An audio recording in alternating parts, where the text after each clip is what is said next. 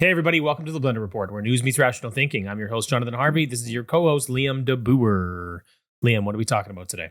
Today, we're going to be chatting about Trudeau's $160 million ideological slush fund for foreign initiatives, how the Liberals spent hundreds of millions of tax dollars per year to make the media more woke, Mark Carney claiming he wants emergency powers to fix Canada's economic crisis, a study from Yale finding persistent spike protein and immune dysfunction in those with quote-unquote post-vaccination syndrome, a watchdog seeking criminal prosecution over Trudeau's SNC-Lavalin scandal, and how Mass-Psychosis leads to the collapse of irrational discourse. All right, let's get started. So first off, we've got Trudeau's $160 million ideological slush fund being exposed. The Trudeau government has funneled at least $160 million into the Canada Fund for Local Initiatives, or CFLI, turning it into a vehicle for gender equality, LGBTQ advocacy, and climate activism in countries like China, Iran, and Afghanistan, nations that outright reject these ideologies. Originally modest under Harper, the CFLI has since ballooned, distributing taxpayer dollars with little oversight. Meanwhile, Canadians struggle under record debt and rising costs. Trudeau prioritizes ideological experiments abroad while neglecting domestic crises, using foreign aid as a PR stunt rather than sound policy. This reckless spending reflects a government more concerned with global virtue signaling than Canadians' well-being. So at what point does the misappropriation of tax dollars become criminal? I mean, at the literal point, you can't justify the expense as a value add for the people you serve, right? Like if you look inside of a corporation or you look at like our country as a corporation, the moment that you start spending money on things that don't make sense for the country's goals or for the purpose of what that corporation exists for, you've misappropriated tax dollars, and I think it's criminal. That's actually how I feel about it. It's just that they've built a system that serves them and doesn't serve the people. So they have these safeguards in place that we can't really do much about. But I'll dig in a little more on this because I think it's absolutely insane. So this Canada Fund is part of a global affairs initiative, so foreign investment, which is, it's interesting. So we are spending between, it looks like about 8 to 10 billion a year through Global Affairs Canada, which is pretty much our foreign aid arm and a couple other little things, right? But if you look at US aid, which is what Mike Benz was just going off about, and obviously America at large right now is very upset with how their spending has gone because it's very frivolous, but also shows that they're seeking global control through it. And what they would say, or what Benz was saying, is that if the job's too dirty for the CIA, give it to US aid.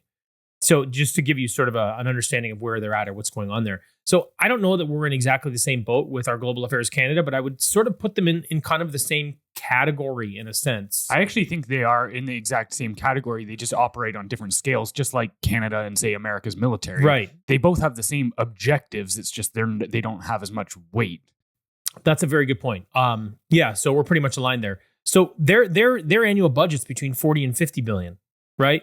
So given that they are about 10x the size of us, both budget, population, et cetera, more like 8, but anyway. And then you look at so per capita, we're actually spending more in this arena than they are, which I thought was pretty insane. So when I listed off some of the countries and the expenses, and like you said, this is all for LGBTQ, climate change, and gender equality initiatives. So over $20 million went to Africa as a whole, broken down into different nations. Like you said, China was in that list, receiving $4 million. Lebanon received 1.9. Palestine received 1.2 million. Iran, 500,000. Iraq, 750,000. Afghanistan, 1.75 million. Syria, 950,000. Yemen, 470,000. Belarus, 700,000. Haiti, 1 million, which is crazy because they're just gang riddled, so you're lighting it on fire. 2.2 million found its way to the Congo, 1.2 million to Venezuela, and 900,000 going to Kazakhstan. So actually, something important to interject with there quickly is that that's just funding from this one initiative, this one fund. If you actually look, say, back since about 2018, Canada's given $1.2 billion to Afghanistan. So this is just like this is one fund, but there's countless others as well that are just like this. Oh yeah, it's preposterous. It's just like the reason I'm highlighting it is obviously we're talking about this fund in particular. But what gets me is that it's under the guise of these principles, these liberal ideologies, right? So it doesn't make sense that tax fund dollars are going to climate change projects in China when they're launching 1 or 2 coal plants every week. And we're giving money for gender equality to Afghanis who literally don't let women outside without a male guardian. And then when you look at the LGBTQ list, it doesn't really matter which country you pick on there. They either sort of shun it, reject it, or outright criminalize it. So what this tells me, and it's important to note this before I say this, these projects, when you look at how these things are laid out in Global Affairs Canada, there's kind of the directive, what they hope to have happen, and then the results achieved. So they actually go, oh, here's what happened. And a number of these projects are closed projects. Many are operational. So closed means you know the results. Every one of them say NA, not applicable, not applicable, not applicable. So there are no applicable results to these programs, which means you're sending all this money. You're sending $160 million overseas to countries that don't align with liberal ideology and expecting no results from the money. So you're literally just lighting it on fire. Right? There's nothing to be gained here. It's not high impact. It's not foreign policy. It's delusional, ideological insanity. And if it weren't for sort of the bullshit safeguards these politicians have built for themselves, I would go as far as to call it treason, let alone just criminal. Yeah, I agree. Something to consider with all of this is to your point about what is it achieving. So it's something they call capacity building. You'll actually hear this term. Mike Ben says he's the one that put me onto it. But then once I started looking into, say, Canada's spending, whether it be the next topic we're about to get into, which is Canadian media being funded for DEI stuff, but it's the same thing in this term where you'll see the term capacity building being constantly used in an area. And what that means is it just means influence. This means we now have a influence within this region, and they look for every single way that they can do that. And so you might be sitting here thinking, and it's completely rational to go, yeah, what good does giving LGBT groups in Afghanistan money? Like these people are getting their government, the Taliban now would throw gay people out. It's a crime. Like this. Well, it's not going to those groups. It's going to the government. The government's doing whatever they want to do with it. Well, sometimes too, it's going to NGOs within those areas. But again, those NGOs, whether it's say something like UNRWA, it's like, yeah, obviously they're still acting under the purview, but it's technically going to the aid group. But when they're operating within those borders, they're still under the thumb of whatever that government is. Some yes, some no. You can track where it goes, and a lot of it is just going directly to governments. Either way, the point that I'm getting at here is that the way that they use this, and it's interesting because they use the exact same tactics within us, and this is something that Ben's pointed out, is when you see them funding LGBTQ groups and such in places like Venezuela, which we're doing under this fund, they use it to create a scenario where they can then have, say, human rights abuses to levy against the regime that they want to overthrow. Right. So it's like, okay, if I want to overthrow this government because they're not allowing me access to their resources or whatever, they're not strategically aligned with me and they're more strategically aligned with China, and I want to get somebody in there that's on my team, well, we need to start creating reasons to overthrow this regime. And that's what you see them create these essentially PR stunts for, is so that they can weaponize them against the regime they want to overthrow.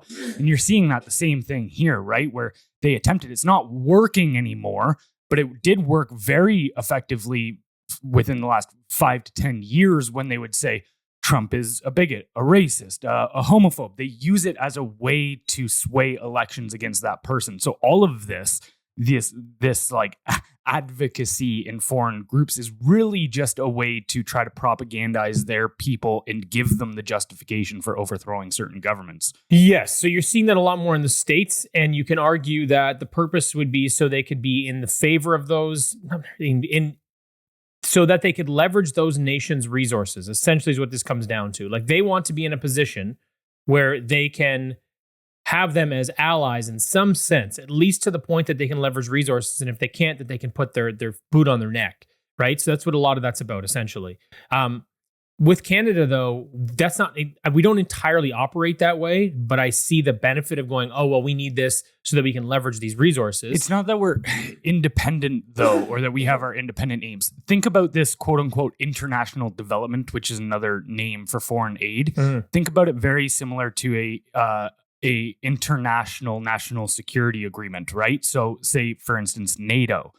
every country that's a part of NATO has a requirement of spending for national defense. Right. Now, obviously, we're not meeting that as in Canada, but there is at least they at least expect you to meet that spending.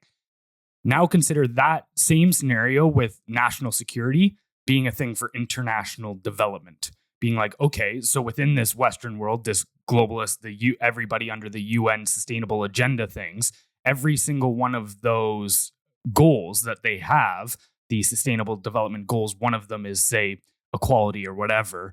Each country would be expected to put money into a fund that then the UN uses. And so that's why you see even a lot of these programs and stuff, when you go look at, say, the partner on the program, it's things like the IMF, Yes. the International UN, Monetary IMF, Fund. yep. And so, or the World Bank, whatever. And so you've got USAID and you've got Global Affairs Canada, both giving a certain amount of money to somebody like the IMF or the World Bank, who, like these international institutions, who then go and carry out the projects. But it's very similar to like NATO in that sense. Yeah. So my question would be then, it's unethical. That's fine. I think it's a waste of our tax dollars. That's another thing. If you're going to do it in this fashion, you should be very clear as to what you're doing. But then I have to ask, why did the program under Stephen Harper? So Harper only spent 21 million, 106 projects. It has multiplied to 160 million for now. It looks like probably closer to 540 projects under the Liberals. And when Harper was so the Canada Fund has been around for 50 years. But now, as soon as Trudeau got it, he warped into this weird liberal ideological fund. So my question is, if you're using it to basically lie to citizens because you're throwing money into a fund so you can have leverage over a country, cool. Why do you need to rebrand this as some LGBTQ, climate change, equality agenda program? Because you're just putting yourself under more scrutiny for doing something so stupid. Why don't you keep it for development and democracy and the things that were there before? Because you're just running this as a smokescreen anyway. Well, I think it's because at a certain point you need different excuses, and they'll constantly change. For the last 5 to 10 years, it's been the LGBTQ stuff. Before that, it was the war on terror. And, you know, you get everybody rah behind it. Yes, this is a good cause, the war on terror or equality of under the law, all this kind of stuff around the globe. You get these ideas that people can't not support at first, especially when they first come into the propaganda cycle. But then as people get onto the story of being like, oh, the war on terror is really just a money printing machine for the military and industrial complex, and you're using all these censorship programs and surveillance programs on us at home. Okay, pivot, gay people. And then, oh yeah, okay, let's get behind gay people. And then 10 years down the line, you go, oh wait, all of this stuff is really just being weaponized against me and using to siphon off my tax dollars. And then so I think the next 5 to 10 years, who knows what it's going to be, but they'll come up with a new justification to paint themselves as... Well, they need to stop, actually. In my opinion, it needs to stop. They need I agree. They need to stop coming up with these justifications. I mean, your question was, what point does the misappropriation of tax dollars become criminal? I think this is criminal, despite the justification. Do you not feel the same? For sure.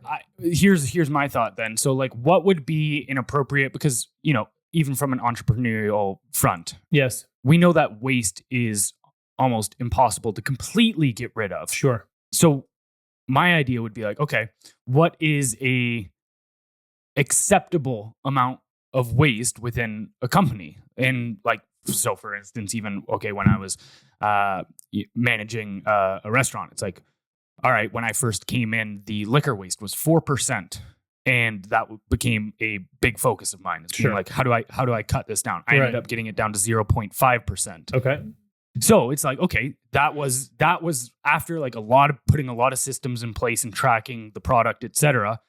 I was like, I don't know if I can move this any closer to zero from here. Sure. There's a certain amount that's just, it's going to happen. So it's like, what is that amount for, I guess, the government, where after a certain period, it's like, hey, do you get 5% waste? Is like, that's your allotment? Is that's what we can understand as an acceptable amount of waste? And if you go past that, now we just come at you full force. Yeah, I mean, it really depends, right? Depends which kind of lens you want to look through this with, right? Like if you actually look at a real corporation, every dollar is accounted for. Right. They don't accept like a corporation that doesn't deal with liquor spillage and, you know, employees that are drinking their booze. they have zero waste, so that's their goal, right? The goal is nothing. I don't want any of this going out the door. You think about nuclear waste. I don't want anything. I don't want any of that stuff anywhere. I realize that's a little different, but I'm just using it's a bit of hyperbole just to show the reality that you maybe don't want any whatsoever. And I would argue with tax dollars, numbers are objective, very, very simple to follow. I don't think there should be any waste. There may be some programs that I guess we have to accept in how the world operates. You know, money has to go here to do this, but why aren't Canadians informed? Why aren't we just informed? We're all adults. Like, hey, we need to have leverage over these countries. So this amount of money goes to these places to do this. Here are the results. Here, like you talk about waste. It shouldn't be waste. It should be something that develops something that provides an ROI. Like, hey, we are putting, say, $5 billion a year, numbers arbitrary, into these foreign funds. We're doing it to capacity builds that we have leverage over these countries so that we can leverage these resources and da. Great. Objectively, what does it do for you? Here's what this objectively does for you. Here, like from basic, keep it simple, but basic accounting principles, we put in $5 billion, we received 6.5 in resources in these ways. Why can't we know about this? Yeah, I completely agree. It's like, because I'm of the mind where even if that's a scenario where you give me an honest interpretation of what you're doing, I may still disagree with that idea and go, you know what? I think that's a bad investment. Our investment to control the government of Nigeria is not worth what we get out of it. I don't know. I would have to look into it more. But we can make the same argument, obviously, to bolster your point. We can make the same argument about all the EV battery plants we're funding. Right. But then at least we're having a real conversation about what it is rather than being like, oh, it's about this minority group or whatever. It's like, it's not about that minority group for you. And so don't make the conversation about that. Yes, it's not about LGBTQ rights in Afghanistan. Go fuck yourself. Right. We know it's not. So that's I think we're on the same page, even though it's like it's a debate, but it's not a debate. And so I just I wanted to play this clip just because. So for instance, again, real conversations. You go, oh, okay, we want to be educating, say, women in Afghanistan. I think it's terrible what the Taliban is doing to the women over there. And so it's like, okay, I can understand from a certain point of view that this is that's a worthy goal to try to achieve is educate, whatever. But then you look at how they're educating them. So this is a clip from the BBC of a woman in Afghanistan teaching Afghani women about art. So this is in some ways often called the first piece of conceptual art. این را که ما می‌بینیم نمونه این بعضی مردم اولین کار هنری مفکوره‌ای میگن. Does anyone know what it is? For anyone just listening, it's an upside down urinal. Exactly. An artist called Marcel Duchamp, who's very important in Western art, put this toilet in an art gallery about 100 years ago. So they're learning about toilet art. That's what we're teaching them, and really moving the needle. And so that I came across that after seeing a clip of a British politician complaining that his wife, who worked for a NGO, a non-governmental organization, again completely funded by the government, who is supposed to get $1 million in grants for that kind of education in those countries. So you go like, okay, it's a joke. It's only so that these people can siphon off funds and have a little bit of control in foreign countries. Yes. It does not benefit the people they claim to at all. Not like one bit. All right, I'm ready to push back against the Taliban. I know all about toilet art now. All right, next story. We've got the Liberals paid $200 million to make the media woke. The Canadian government, through the Canadian Media Fund, is financially incentivizing media companies to push race, gender, and sexuality narratives. CMF received nearly $200 million last year, with 82% of productions requiring equity-seeking storylines. Grants are awarded based on race, gender, and sexuality via a persona ID system, ensuring ideological conformity. So that ID system ranks people depending on their race and gender and all this kind of stuff. It's essentially a digital ID for your identity markers. Funding extends beyond TV and film to social media creators, while telecom companies are forced to contribute. So the CRTC mandates that companies like Bell and Rogers and such give a certain amount of money into a fund that is then used for these initiatives. This isn't organic cultural change. It's engineered propaganda. Canadians are unknowingly subsidizing a media ecosystem designed to portray their country as racist and oppressive while reinforcing the government's preferred ideology. So what percentage of people do you think are under the spell of state-sponsored propaganda? So this is interesting because obviously it's a lot more than the people who primarily consume mainstream media, right? And I think that's where a lot of us think that that it sort of stops.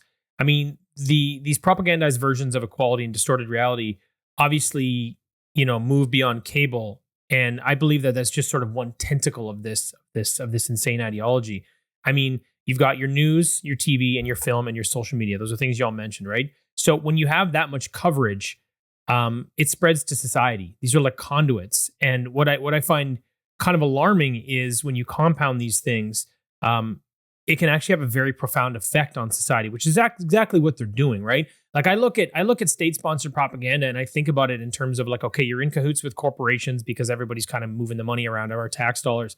But they've got everything. Like you think about how they use music for it. You think of obviously how they've used movies over the years. You think of how they prime us with all these different things that they do. But you see it, like I said, you see it shift towards things like even my own family, right? Like they don't listen to this podcast. I can say whatever I want. I get into discussions with my family and I explain things and I enter the conversation knowing that we're all a little hard-headed. So I'm very, very calm. And I slow down, right? Like I really, really go, okay, let's just take it down like 5 notches, speak softly. And everybody gets inflamed and angry and upset. And they just continue to parrot these talking points with nothing more than headlines. And they don't support their arguments at all. They say they don't like guys like Pierre Poilievre because they have feelings about it. I'm like, are you fucking mental? Like, what are we talking about? And they'll support these ideas that they hear from left-wing media, but there's no foundation. There's no proof. I'm like, just give me anything that you can to sort of prove your point. Like I'm very open. I think people look at us or like within my family in this conversation, like, oh, you're a Trumper, you're a conservative, you're a Republican. I'm like, guys, I'm politically balanced. Depends on what's going on.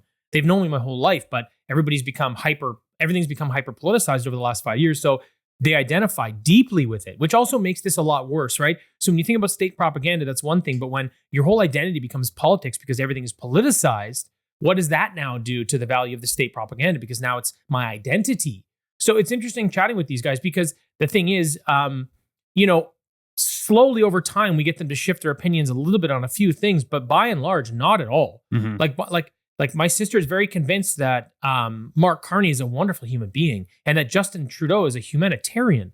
I'm like, oh God, how much time have you got? And I explain things and use data and use facts. And I always get this, well, I'm gonna have to look that up. I'm like, well, I'm not lying to you. I know my stats. So it's just, but that's the power of this propaganda where I'm a rather convincing individual. That's my own family. I give them hard data and facts when they give me nothing and there's no interest in seeing it the other way. This is what propaganda is doing. So it's not just like, oh, what's happening on the TV. This is shaping everyone's lives and shaping families. And I would go as far to say that, 60 to 70% of the population is compromised in some way. And I would say 30 to 40 is completely consumed by it. Yeah, that's a good estimate, I would say. And because the way that I look at it is even if, say, 60 to 70% of people or whatever kind of number you just put on it there. Yeah. Even if that amount of people don't watch CBC and stuff, the CBC talking points in propaganda or any of these other news outlets that are receiving $200 million in funding, et cetera, in order strictly to spread these narratives, then I think the trickle-down effect of that, where let's say, a good example, okay, a family. You might only have, let's say it's a family of 6 people. You might only have one person within that family that watches the corporate state-funded media. However, if at every night at the dinner table, they're shoving those topics and talking points down the other 5 people's throats to the point that that's the only perspective they've ever heard on this, which is probably a bad take on even worse propaganda story, then it's like, yeah, and if that person never goes and seeks out an alternative to that information, then to your point, it's like, yeah, maybe only 10 to 20% of people need to actually watch the propaganda, but they can spread it to 60 to 70% of the population just within their workplace chats, within their dinner conversations, whatever. Yeah, I mean, one thing I would even add to that is you and I know, and a lot of the audience, is that the left-wing ideology, the left-wing narrative, the left-wing constituents believe that they're living on a moral high ground. Right. So it's like their duty to go jam it down your throat, which makes it even worse. It's like there was a time, obviously, when we didn't talk about politics or religion. Now everything is politicized, and now it's my job to tell you what you need to think. Mm-hmm. And you're a bad person if you don't trust me. So I got to give them credit. They've done a really, really good job, and it's gonna take us a while to sort of comb through this mess and untangle everything.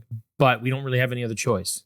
Yeah, that's kind of like almost, it sometimes feels as if, let's say it was a crazy authoritative religious type and they're like, I need to get into your mind and exorcise the demons for your good. And you're like, I don't have demons in here. And it's just like, no, I need to save you from your implicit bias. I need to, your subconscious racial discrimination, all this kind of stuff. It's like, I need to get into the bottom of your psyche. It's really weird and gross, actually. It is really odd because none of these people have those tools to effectively do this anyway. Right. They know nothing about it. Right. It's just so weird. It's like they pick up a wrench. They're like, I'm going to fix that car. I'm like, oh God, please don't touch it. And well, it gets worse too, because now the Liberals want to double CBC funding and they're calling it national security. That was wild when I read that. What the fuck? So the Trudeau government plans to nearly double CBC's budget while eliminating ad revenue from its news division, framing it as a national security measure against foreign interference, Trump, and tech giants like Musk and Zuckerberg. The move shifts CBC's funding from annual parliamentary approval to automatic statutory appropriations, making it harder for future governments to defund. Heritage Minister Pascal Saint-Onge insists that this isn't political while attacking Pierre Poilievre for wanting to defund the CBC. With Saint-Onge stepping down and an election approaching, the timing suggests this is less about misinformation and more about securing liberal-friendly media dominance. So it's to just show how authoritarian-minded these people are. Well, there's social media platforms out there that allow whoever to voice their opinions, and that's a threat to national security. So we need to up our propaganda machine budget to $2.5 billion a year. Of your tax dollars. We need to put that into law. Again, that's what she's talking about, because every year the parliament has to vote on its spending. And this would actually just put that spending into law. And it's not a debate anymore at that point. And it's so like, that's insane. We need to. What's actually frustrating about that too is they want to double it, right? Except that 70 to 80%, if not more, already comes from the government. So why are we doubling it? Right. Why are you just boosting it by 20%? Yeah. Your expenses are covered. You just laid off a bunch of people because you don't have the need for them. You gave yourself bonuses already. Why do you need to double that fund? And take any free market responsibility away from the CBC of being like, wild. We're not even going to worry about ads or subscriptions anymore. Just completely state funded. That's so mental. This place is so fucked. All right, next story. Mark Carney wants emergency powers to fix the crisis he helped create. Mark Carney, former Bank of Canada governor and Trudeau's top economic advisor, is calling for emergency powers to fix Canada's economic crisis, one he helped create. Since 2020, Carney has driven reckless fiscal policies, record deficit spending, and ESG-driven economic measures that crippled industry and skyrocketed national debt. Interest payments on federal debt now exceed healthcare transfers. Carney, who supported Trudeau's use of the Emergency Act in 2022, is again proposing sweeping federal authority, this time for economic control. Rather than admitting his role in the crisis, he seeks more power, raising concerns that his leadership would only worsen Canada's decline. So what are the risks of granting emergency powers to manage an economic crisis? Well, first of all, this is categorically insane. We got to say that out of the gates. So there's a bunch of issues here. First of all, you've got prolonged government control beyond justifiable means, right? So if they invoke these emergency measures, they can buy themselves until, I believe it's September 2026 before they need to call an election, right? They have the ability to implement green agenda projects which have failed economically. The challenge we have here, too, is there's a clear conflict of interest with Carney and the Liberals because of his association with Brookfield. I implore anybody to go sort of look that up. So he was playing an active role in a company called Brookfield They have green and infrastructure projects all around the world, energy projects all around the world. He makes money on stuff like oil pipelines, won't let us do it here. But specifically with Brookfield. Well, and they manage $1 trillion in assets. Right. So they're not a small player. Right, exactly. And so it's interesting. And people are like, oh, well, he's not working for the company anymore. He stepped down. So he's got 41,000 deferred shares in the company. Just so people know, that's the number, just over 41,000. So he is economically tied to these people. So for a guy that's not willing to submit his conflicts of interest, now you know one. And I think you showed me a graph the other day that had highlighted about a dozen projects in Canada that were being spearheaded by Brookfield, who just had a record quarter. They actually give out bigger dividends. They made so much money. So you look at them invoking emergency powers to implement green agenda projects, which is basically what he said, because he said infrastructure projects, right? For a company that he owns a significant number of shares in. But we also know that these green projects have not provided significant results, have made life more unaffordable for Canadians. And our way out of this mess is by leveraging our energy resources, the ones we actually have in oil and natural gas. We know this. And for anybody that wants to complain about the natural gas, we know that if we offshored our natural gas to countries that already want it, we would lower the global carbon footprint more than we ever could as Canadians. So this is very simple. The math is there, right? So that's one of the other issues you'd have with the emergency powers. Then it also sets an incredibly bad precedent. We just had him pull it through COVID, him being Trudeau, because of peaceful protests. And I was happy to see that the courts deemed it illegal. However, that doesn't seem to be moving the needle with Liberals going, oh yeah, maybe we should rethink this. Obviously it's not. They're like, no, we need to take you back to court so that we can be proven right, and we're going to use it again for financial means. It's just a terrible, terrible precedent. Now, I don't care which side of the fence you're on. These tools should not be used for something like this. It's not a national crisis. There's not a war happening right now. This is not what you use these things for. And I think that from our perspective, this is very dangerous. But if you're a Liberal and thinks this is a good idea, think about what is happening with these emergency measures, how they're being used, and then say you don't like Pierre Poilievre. Great. Now give him the same set of tools. Now how do you feel? What if he declares an emergency against all these stupid agendas? He's like, this is an emergency. I'll need to stop. Okay, well, now you don't have any of your LGBTQ stuff, any of your... This is obviously just hyperbole. So I just want people to understand these aren't tools you use, because when you do, they will be weaponized against you at some point. This is how this works. I also think you're going to create a massive loss of faith in our system by society. Like this is a very serious challenge to my understanding of democracy. If you do something like this, I will believe that this system is completely broken, completely hijacked. There's nothing left of it. I will leave this country if they do this shit. That's how I feel. And I imagine a lot of other people feel the same. So, I'm sure the list goes on, but that's sort of the, a few of the risks I see in granting these emergency powers to manage this economic crisis that our fucking Liberal government created. Yeah. So you said, 41,000 shares is just what over got? 41,000 deferred shares. Yeah. So that's roughly $3.5 million at the current stock price of $84 per share of Brookfield. Yep. Okay. I do very much see. Oh, one thing I should mention. Sorry. I think he's got an option to pick up another 500,000. I'm just not sure how the options are laid out for him. So anyway. I look at this very much like his leadership bid as a protection of investments, because, okay, if you look at it and you go, all right, Brookfield, because they're a institutional investor, right? So they're the type of people that if you give your retirement money to and they go trade it within the stock market how they see, and then they give you a cut of the profits, right? So they aggregate kind of a bunch of people's money and trade it. They went heavy, Brookfield especially. They went heavy on the green energy front. Right. Carney has once said, and this is a verbatim quote, is that we have an opportunity to put climate change at the heart of every financial decision. So he thinks every dollar should be accounted for within the scope of climate change. So, okay, if he's in charge of these assets, which amount to $1 trillion, he seems like he would be very invested in this. And so I do see it being like, okay, I need to get into office and protect, with those emergency measures he was talking about. He said, we need to greenlight the projects that are going to safeguard Canada's economy.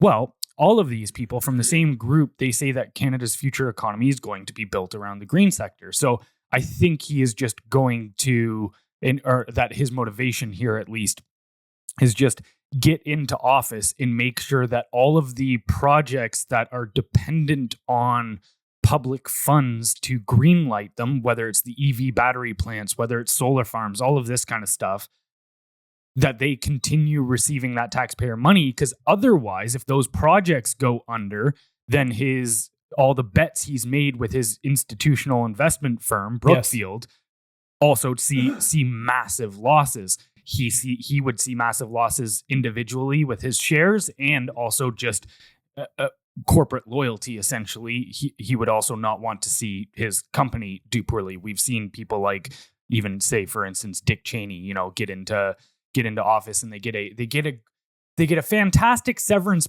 package right before walking into office, and then usually those companies end up doing really well with government contracts immediately afterwards. But there's also another perspective to add here as well when it comes to Carney and the emergency powers. Oh, actually, sorry, just on the conflict of interest front in financial end. Carney doesn't have to disclose his assets and potential conflicts of interest before the Liberal leadership race concludes on March 9th. And under current rules, he could refrain from giving up his financial interests for 4 months. So he would essentially have 4 months as Prime Minister of Canada if he doesn't call an election right away, which he's hinted at maybe doing. But he would have 4 months hypothetically to be able to greenlight projects with nobody understanding that he actually has a financial interest from that project. He could do that. I think it would come out and it would eat him alive, though. I think he would get shredded on the next election, but it really depends on what his intentions are.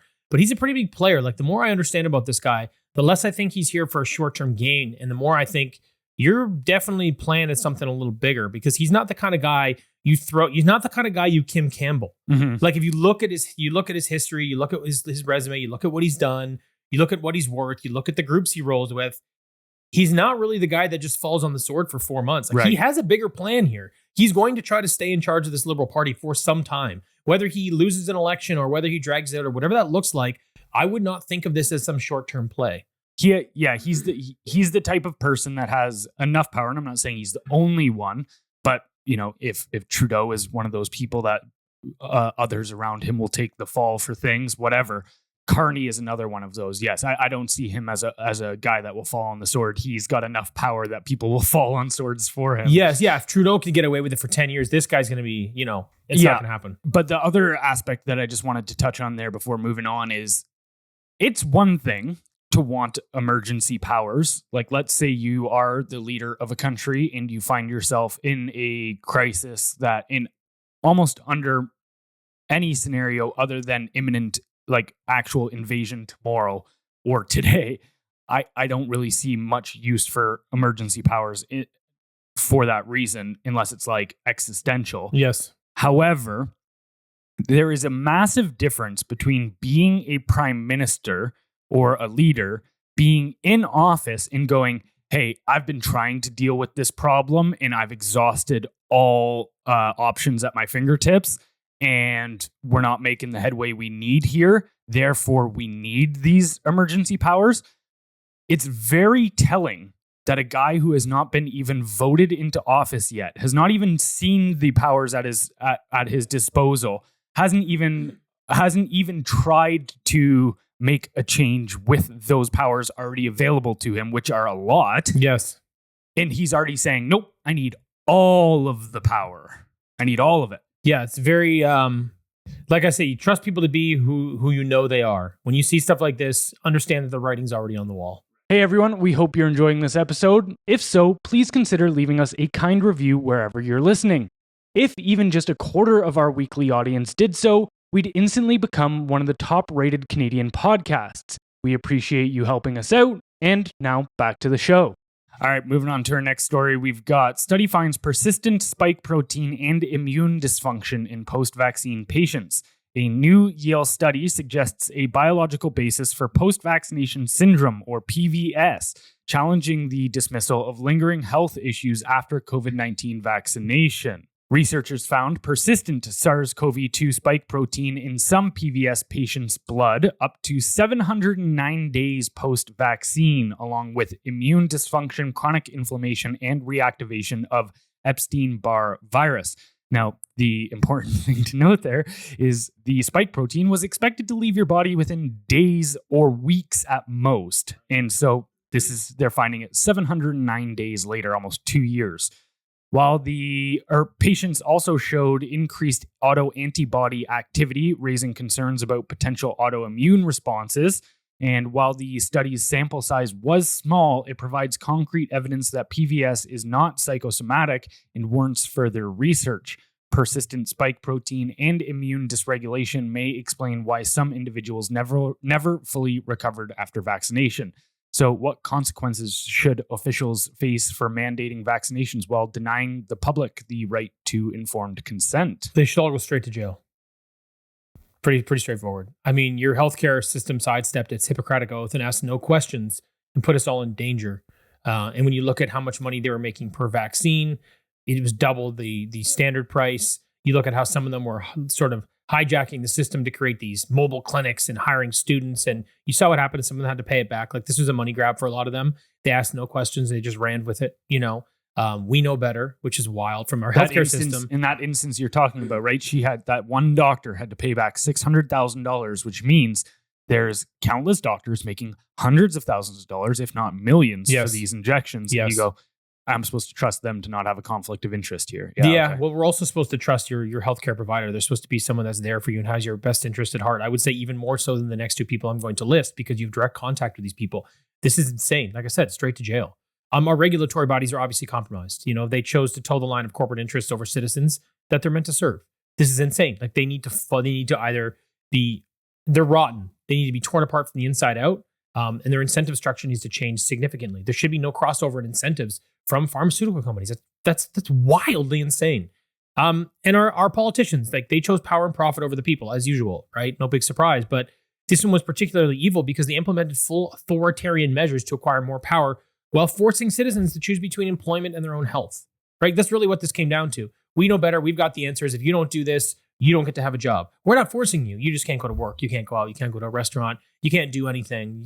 So you kind of look at this and you go, you guys had no idea what these things were going to do. And when you did know that they were bad for you, you hid the information and you allowed the pharmaceutical companies to hide the information. You look at how all these three levels are strung together, and they just continue to allow the pharmaceutical companies to just bury information or some sort of plausible deniability, but it's not even there anymore. It's just insane. Like, all of them need to face accountability one by one. I don't think anybody should get away with this.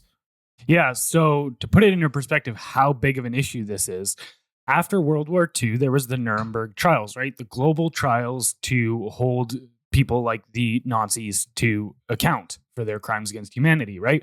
Well, they established after that as well the Nuremberg Code, especially in regards to medical trials, because whether it was the Nazis or whether it was Japan's Unit 741, a lot of these regimes, and I'm sure our own governments were doing crazy shit in World War II. Well, I mean, they still are to this day, right? Whether you look at, say, for instance, funding LGBTQ programs in Afghanistan, funding gender reassignment surgeries in other countries and stuff, whatever. Just so mental. But they came up with this code. So it's a 10-point code that must follow. Otherwise, in my eyes, crimes against humanity. So, first point, voluntary consent is essential with full understanding of the risks involved. All right. That's already one point of the Nuremberg Code that we were not, that we did not follow when it comes to the COVID vaccines.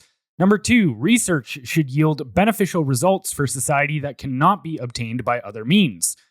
There was no research. 0 for 2, because we actually had other means that could have been a solution. Right. And they shut those down from the beginning. 3, experiments should be based on prior research and animal studies to justify human trials. We did not do animal trials, and the human trials we did, we covered up the results of. So 0 for 3. 0 for 3. 4, research must avoid unnecessary suffering or harm. 0 for 4, a bunch of people were definitely harmed in this experiment. 5, no experiment should be conducted if there is reason to believe it will result in death or severe injury. 0 for 5. 0 for 5. The risk must never exceed the potential humanitarian benefits. I would argue that the benefits of the vaccine, I mean, I know there's people that say millions of people's lives were saved, but, I think what I would do when I look at this one is I would go, what is the general standard you would use for vaccinations in terms of harm and death? And if you had even 10% of what this vaccine did to people, you'd pull it. Well, okay, actually, here's a good marker, I guess. Then is off of the initial studies that were done. We know that out of the 20,000 in the control group and 20,000 in the trial group, it was 1 COVID death compared to 2, right? And that's how they got the 100% efficacy number. Yes. Essentially, what they had to do was, the real way to look at that isn't that the vaccine is 100% or doesn't have a rate of 100% efficacy, but rather you have to vaccinate 20,000 people to save 1 life. Yes. So absolute versus relative risk, you need both to in understand my eyes, okay, for this level of the Nuremberg thing, how many side effects or debilitating events are there if you vaccinate 20,000 people? I don't know the number to that off the top of my head, but I'd be willing to guess it's more than 1. It is. So yes. So okay, let's just for 6. Oh, for 6. Okay. 7. Proper precautions must be taken to protect participants from harm. Oh, for 7. Oh, for 7. We were doing drive-through. Over 7. Drive-through Over 7. Eat a cheeseburger, get a vaccine. Yeah. Over 7. Fuck, I almost lose 2 points for that one. 8. Researchers must be qualified to conduct the experiment. Even let's use that example of that woman with the $600,000 payback. She was students that were not employees. So you can argue 0 for 8 depending on your location. 9. Participants should be able to withdraw at any time. Well, once you've been vaccinated, you can't withdraw. That's A. But B, do you want to keep your job? Right. Do you want to see your grandma? Do you want to kill grandma? Exactly. Do you want to go eat at a restaurant? What are we doing here? Yeah. You want to be ostracized from society? If there is a major cost to me withdrawing from the trial, then I am not free to withdraw at any time. Exactly. So 0 for 9. Yeah. The experiment must be stopped if it is causing harm. So 0 for 10. So to this quick day, over to 10. this day, you could go still get one right now, and they still do propaganda campaigns on it. So yeah, 0 for 10 on the Nuremberg trial for the vaccines here. So that's quite concerning. That's insane. I thought just before we move on from this topic here too, Bhattacharya, who is a scientist from Stanford who was sounding the alarm about the harm of lockdowns. He wrote the Great Barrington Declaration, or it was one of the main at least. He highlighted this, going back to our previous conversation about propaganda and such. HHS commissioned a public relations firm named Force Marshburg in September of 2020, and then spent almost $1 billion over the course of the Biden administration, essentially to propagandize the American public. Their themes were the main goal was to tell people that if you don't get the COVID vaccine, you are unclean. And they fear-mongered about the risk to kids. They pushed forward false ideas about natural immunity, where they said essentially denied its existence. They did everything they possibly could to tell you about the benefits of the vaccine, but never once told you about the potential harms, right? So, for instance, the side effects for myocarditis for young men, as best I can tell, never came up once in any of their ads. No, and they put these ads into like the most vulnerable populations. It essentially was $1 billion spent by the taxpayer to propagandize the American people. Right. So then I want to A/B this to a compilation of propaganda for the vaccines. And remember, okay, what I found most telling of what Bhattacharya was saying there was that the propaganda campaign, the main goal was to say that the unvaccinated were unclean, a danger, right?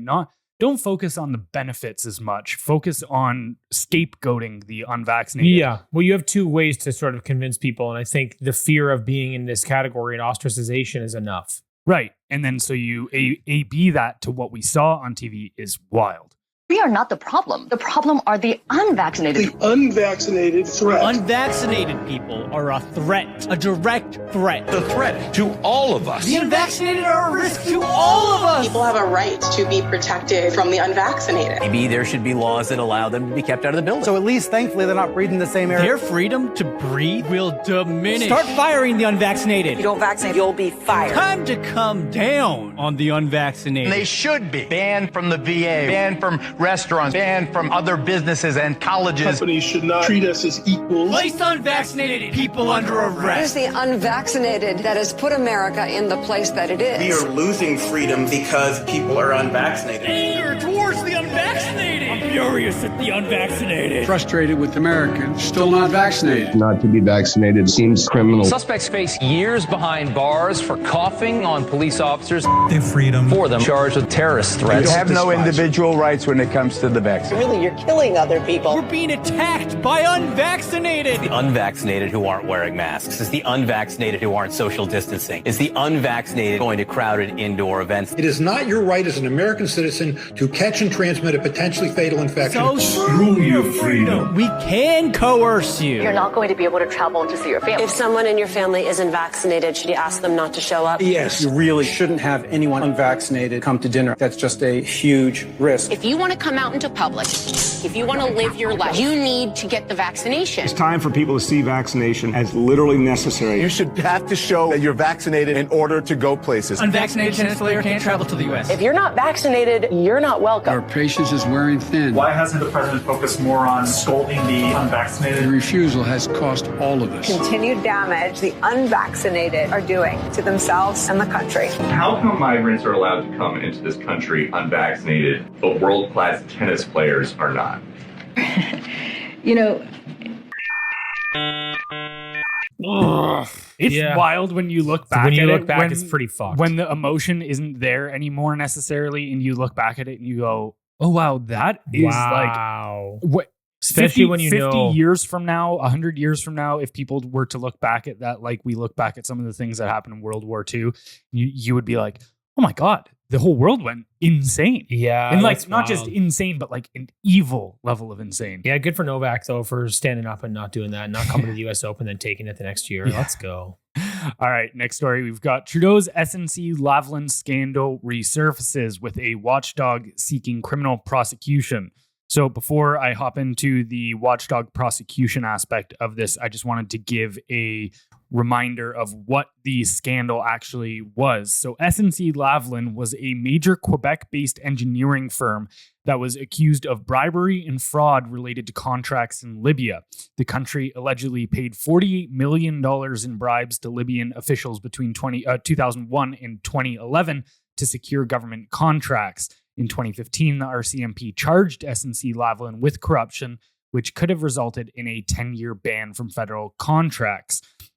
In 2018, Trudeau's government introduced deferred prosecution agreements into Canadian law, which allow companies to avoid criminal conviction by paying fines and agreeing to compliance measures.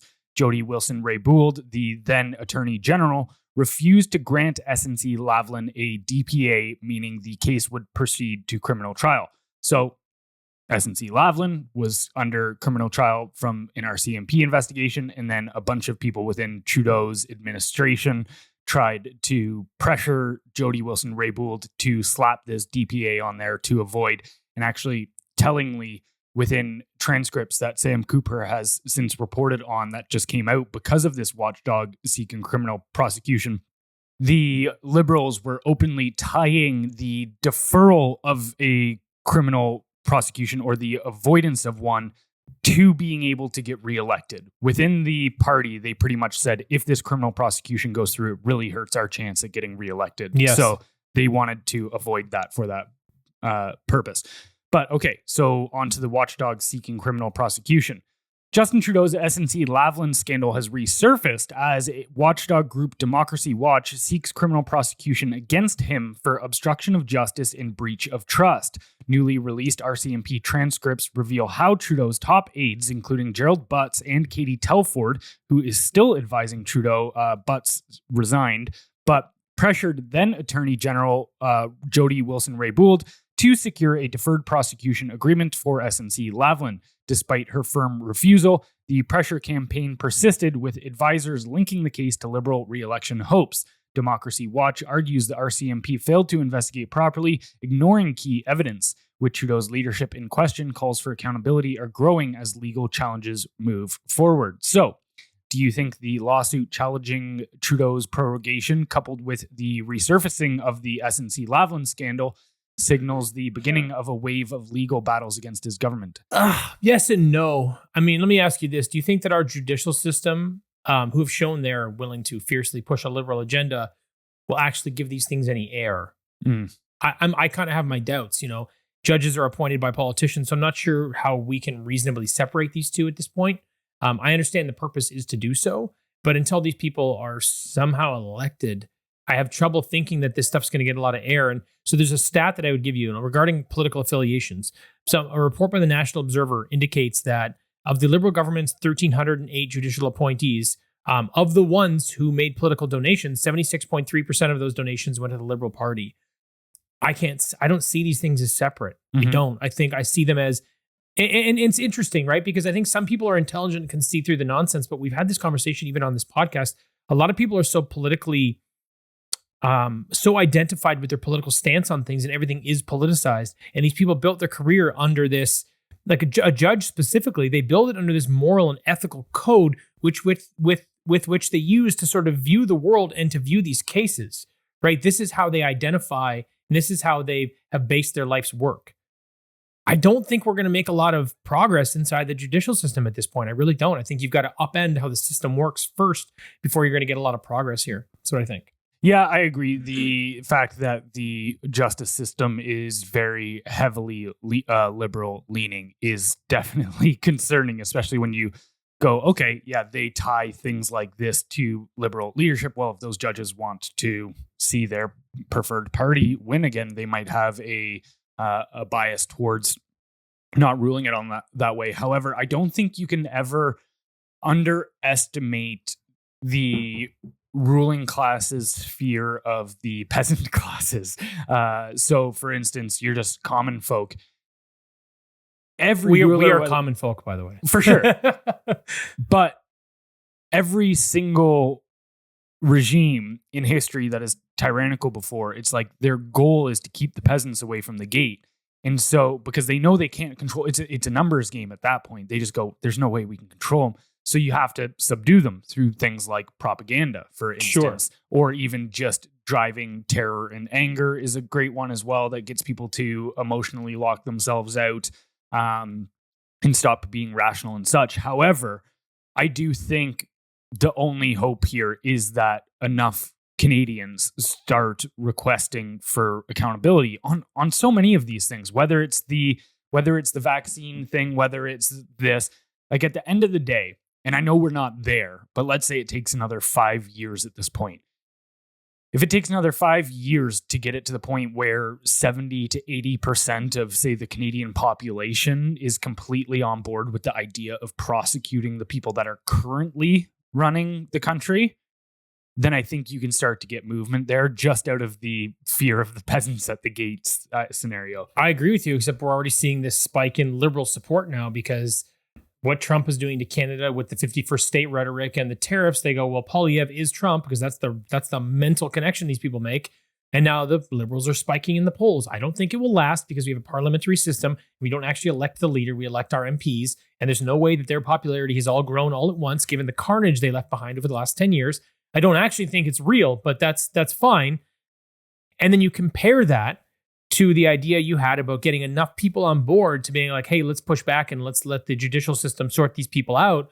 I think those are very competing ideas, right? I think you're going to see the liberals over time rebuild their party and gain more power again. And things are going to kind of go, all right, let's see if they'll balance the scales. So I don't think you're getting enough people that will actually push towards that because think about it.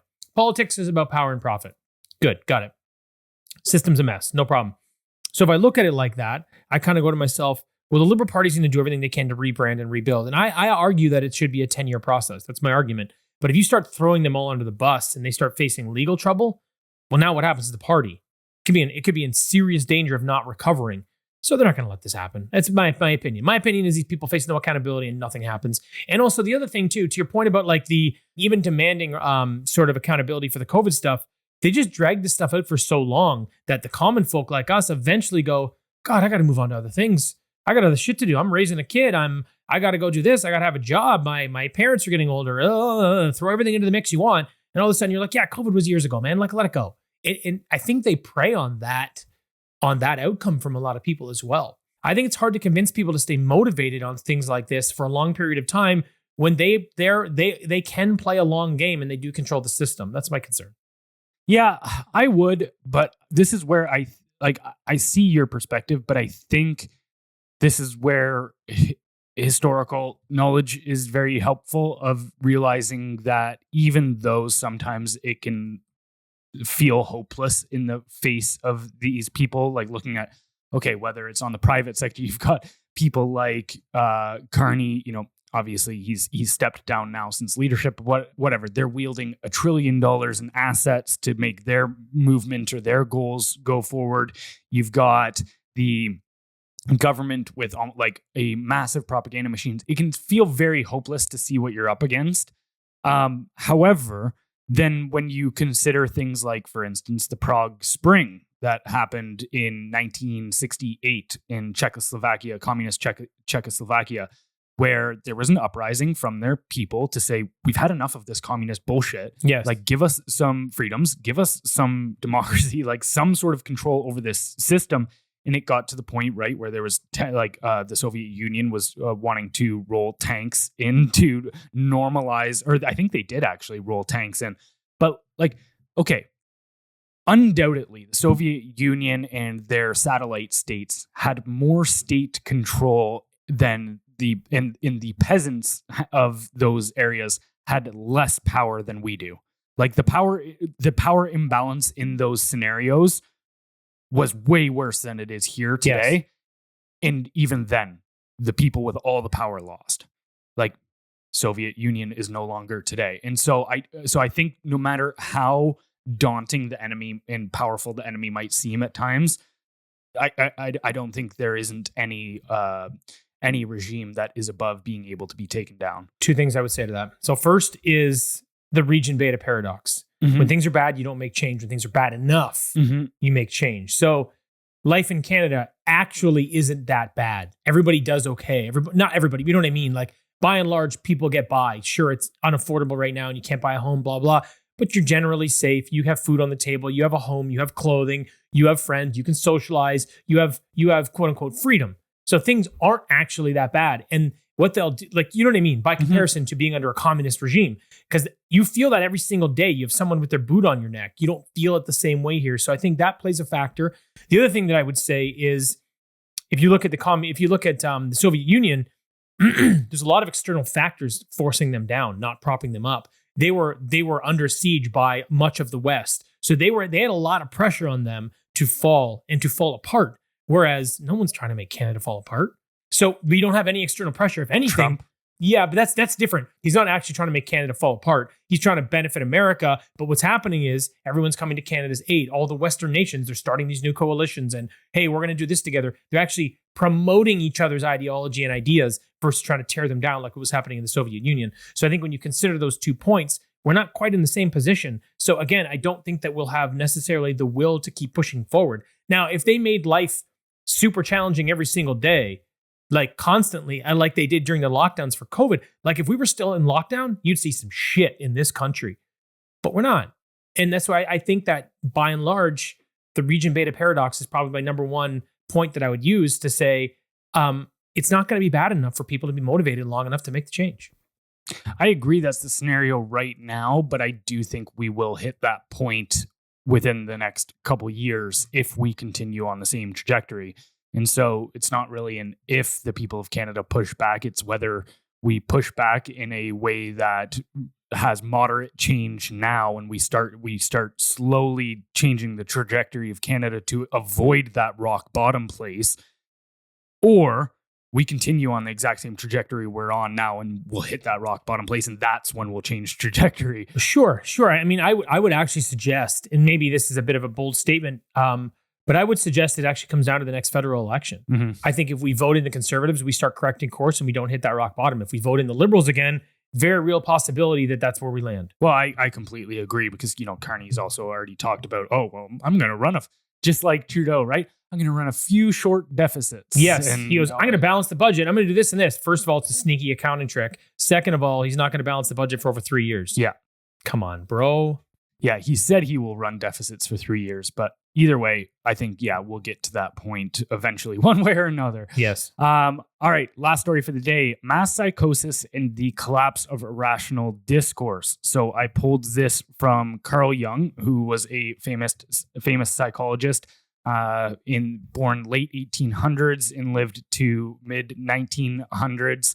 What's really interesting is he actually because him and Freud were the two psychologists that were thought of as like the highest status essentially around the world.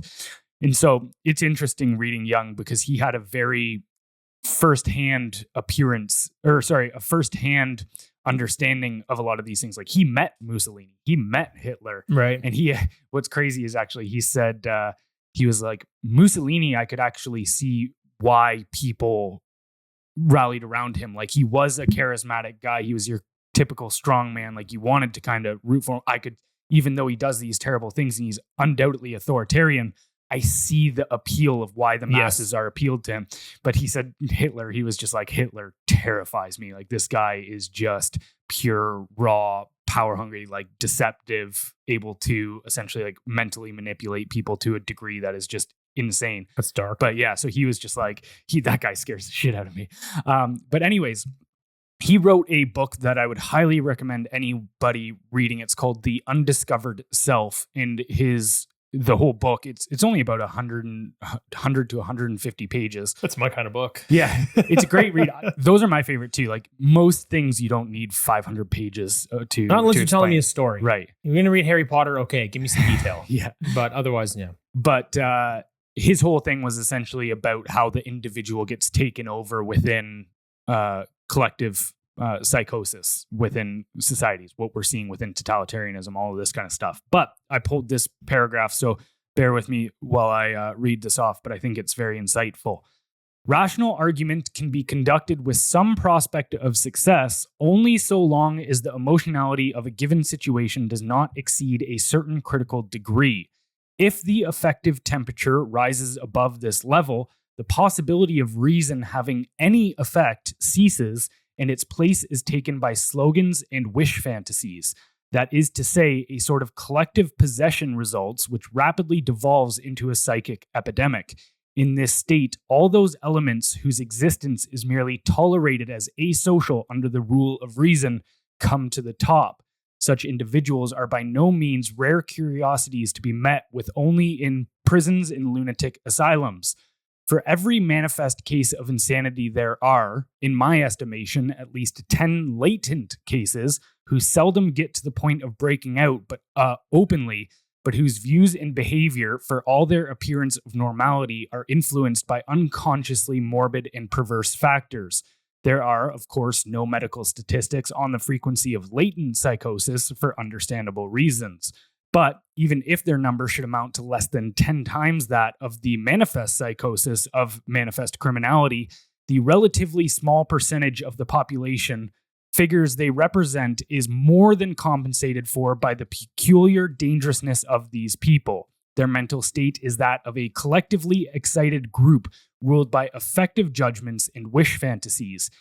In a state of collective possession, they are the adapted ones, and consequently, they feel quite at home in it. They know from their own experience the language of these conditions, and they know how to handle them. Their chimerical ideas, upborne by fanatical resentment, appeal to the collective irrationality and find fruitful soil there, for they express all those motives and resentments which lurk in more normal people under the cloak of reason and insight. They are, therefore, despite their small number in comparison with the population as a whole, dangerous as sources of infection, precisely because the so-called normal person possesses only a limited degree of self-knowledge. So I just want to give a quick recap of what he's saying there is that within society, when emotions reach a certain level, all rational thought ceases to exist. And once that happens, the people in society that have psychosis actually start to not only seem normal within this new, highly emotional collective state, but they're the ones that thrive and they're the ones that know how to operate within that psychosis, essentially. And so they actually start infecting those people that might have latent psychosis, the people that are like barely hanging on to reality, your day-to-day people. It might be your neighbor, it might be whoever that is just getting through the day, and it's going to take one thing to toss them over, that those people all of a sudden become like the actual psychotic people. They start influencing those people that are barely hanging on and pull them over into the full psychosis. Yeah, they blend in perfectly and they sort of feed off the collective anger. And then they sort of push these extreme ideas and they take hold because people don't fully understand their emotions or biases, essentially. Mm-hmm. Yeah. So is it possible for institutions to be designed in order to protect free thought and rational discourse and withstand this sort of collective psychosis? Not really, because if you think about it, institutions are run by people. People are flawed, and that's how these ideas even exist. I don't think humans have the capacity at scale to transcend these ideas. And I think that, there's a certain percentage of individuals that just do fall under this sort of psychotic umbrella, right? Like we know it's 1 to 3% ish, something like that, right? And you don't need many of them. But we're also seeing it, in today's political sphere, very much. Sorry, I just want to go ahead. Asterisk that 1 to 3%. What Young is saying there too is that he believes that for that 1 to 3% of people that have been diagnosed and we can say are actually psychotic. Yes. He's saying there's roughly 10 times the amount of people that you couldn't diagnose them, but it's just going to take a trigger event to set them off. Right. And so really you look at it and go, okay, there's 1 to 3% of the population that is diagnosably psychotic, but there is roughly 30% of the population that could be psychotic if one wrong thing happens. Yeah, they're willing to partake in whatever this agenda is if they're motivated by these psychos, which then blend into society and you can't tell them from anybody else. So no, effectively, I don't think you can. I don't think you can have an institution that enforces any of these ideas. The reality is you don't need an institution to enforce, free speech and free thought and freedom. You don't actually, directly. You need institutions that will allow you to have an ecosystem that can have freedom and free speech, like a country that knows how to protect its borders and put in reasonable immigration policies. That's the kind of stuff that allows you to thrive in that space. But that it's almost like it's adjacent, right? It gives you the box to live within so that you don't have to live within a mental box. That's the reality. That's the only way that this works. As soon as you start allowing organizations that are made up of a significant number of people, which you'd have to have, given the country, Canada is at least 40 million, right? You have to have a certain number of people in there kind of operating these systems. They will always be corrupted, no matter what. So I think that to answer your question, it's no. I think what happens is people start with this sort of idea that they can pull this together because they know better and they're going to do it better this time and they're going to have the right people. And so I think people start off often on the right foot and with the right intentions, but no matter what, over time, the answer becomes no. It's just a matter of how long it takes. Yeah, I agree. Is that these sort of psychosis, this mass psychosis phenomenon, it's all across history throughout humanity, whether it be the Spanish Inquisitions, whether it be communist China, whether it be the Soviet Union, Nazi Germany, all of these sorts of things, modern West, what we're seeing right now. I think it's inevitable that there's going to be these periods of psychosis. Yes. And this is one of the main reasons that I am for the free market principles and also for the against, I guess, what would be called gigantism, in the sense of when these power structures, whether it be government or whether it be transnational corporations, when these institutions get to a certain size, the amount of damage that they can do whenever they are succumb to collective possession is greatly increased. And so if you look at, say, society with, okay, like what we have right now, the entire education system is pretty much under one thumb, the public school, right? So, okay, if the institutions become corrupted, then you now have access, psychopathic individuals now have access to every child's mind within the country. However, if you have a healthy education system where there's, let's say, 2,000 different independent schools across Canada that you can send your kids to, and if any one of them becomes collectively possessed, the amount of damage they can do, I think the fact, again, the collective possession part is inevitable. It's that when that happens, the power that that institution has over people is greatly diminished, and therefore the infliction is far less. And that's where we're seeing right now is you go, oh shit, power was centralized for the last 5 to 10 years. And that's what allowed them to have power over every single orifice of society, whether it be education, whether it be media, whether it be the economy, whether it be energy, all of this kind of stuff it was all through one institution, which was the state. And so that's kind of where a lot of my personal philosophy comes from, is going just limiting the centralization of power. Yeah, I couldn't agree more. Like, I think you and I both know the more centralized power you have, the more corruption you will have. Right. It's 100% correlated. It's going to happen. Right. And that it was the, I think his name was something Herbert. He was the author of the Dune books, but he had a great quote, which was that it's not so much, the big problem isn't that power corrupts, it's that power acts like a magnet, right? And so the further that power centralizes, the more psychopaths are going to want to go there. Yeah, it's and like so something you've said for a while is like, it only attracts psychopaths. Yeah. So it's like, as soon as there's a power, as soon as they can smell that power, you're going to attract these psychopaths. So it's this, we talked about this last time when understanding the full picture. Yeah. Right. This is what this is going to do. So if you have any power in any organization, it's going to attract the wrong people, and then it's going to spiral or snowball out of control. It's just going to happen. So it's just like the whole idea is doomed to fail. Yeah. Because so Frank Herbert was his name.